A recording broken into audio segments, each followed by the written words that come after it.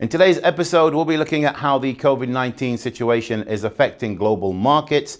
We'll also be analysing the economic data from the calendars, as well as how is the UK leaving the EU affecting the markets. All this with Bob Mason of FX Empire. This is your Midweek Market Drivers.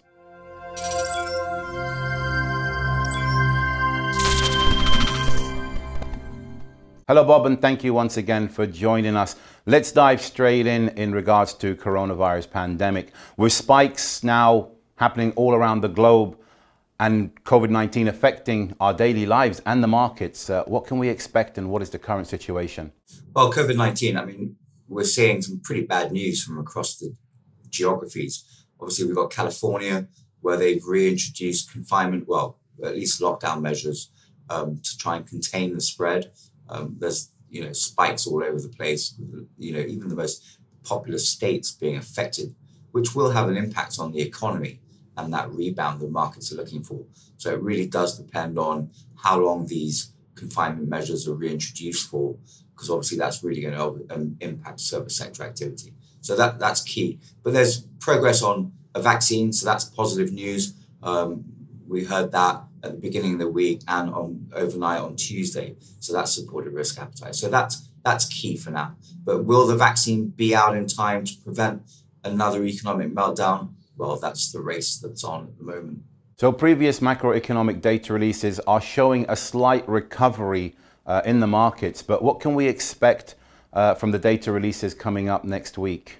After quite a start to week, Thursday is a big day on the economic data front. Out of China, we've got second quarter GDP numbers. That's the first set of stats we're going to see in terms of GDPs to see what recovery there has been in the second quarter. So that's going to be particularly telling. And markets are going to take that as a gauge of what's to come for UK, EU, the US and so forth. So that's going to be particularly important. And then you've got US retail sales figures, you got industrial production, you've got UK claimant counts and unemployment numbers, so there's plenty for the markets to be considering in the second half of the week. And at the end of the week, we've got consumer confidence numbers out of the US, the Michigan numbers. So that's going to be particularly important as well. What impact has this second wave had on consumer sentiment? And are we going to see, consumer spending continue as we had seen?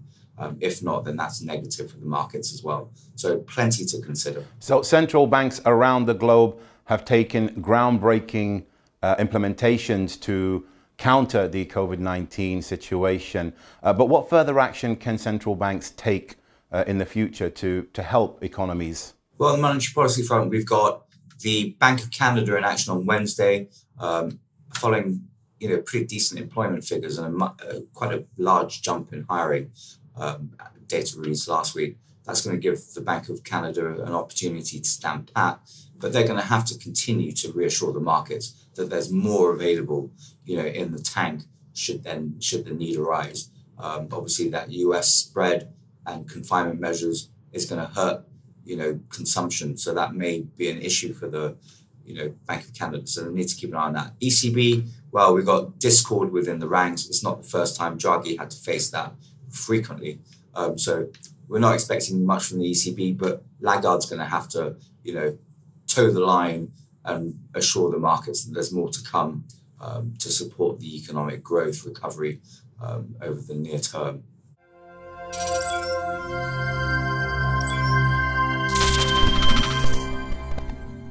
Another important topic of the week, the UK due to leave the EU. How's that looking, and are there any further developments on that front? On the Brexit front, quite a significant shift in strategy compared to Theresa May and her failings. Boris Johnson and the negotiators, they're not just focusing on the EU. There is life beyond the EU. Obviously the British public voted believing that. So negotiating trade deals elsewhere with the likes of Australia, the US, that's putting pressure on the EU. If the UK decides to, look elsewhere for trade partners, that puts the EU in a bit of a predicament. Yes, the UK is dependent upon the EU, but the EU also relies on the UK for exports. So that would be quite telling. So that's supporting the pound and preventing a major pullback. But at the end of the day, the markets are going to want some progress with the EU. At the end of the day, it is a sizable economy and not one to be brushed aside. So progress being made, pressure on the EU. EU's willing to compromise. Fisheries, and trade remain the key areas of focus. And lastly, geopolitical matters, specifically the US, with the upcoming elections and the trade agreement between the US and China. How's it looking for President Trump? Yeah, on the geopolitical risk front, well, the US is still trying to rub China up the wrong way. Trump is lagging Joe Biden in the polls, and the FT tracker has got Biden with enough electoral college votes by quite a margin to win the presidential election. So COVID-19, vaccine can't come quick enough really for Trump. At least the equity markets are standing their ground, but that may not be enough. So China remains the target. It's all about recognition of resources within the South China Sea. The US have now said they don't recognize that. That's upset China. You've got Hong Kong. There's plenty going on. So that's going to continue. And that tension between the US and China is unlikely to abate anytime soon. So that phase 2 trade agreement that the markets were looking for, well, that's not going to happen. And is China going to suddenly decide that they're not interested in phase 1 agreement? If Trump's losing quite heavily, or at least behind in the polls, there's certainly a reason for China to decide to pull the plug. Well, that's all for today, Bob. Thank you so much for joining us, and I'll see you again next time. That was the Midweek Market Drivers with Bob Mason of FX Empire. In the meantime, keep up to date with all the latest developments and information by following us on all our social media outlets.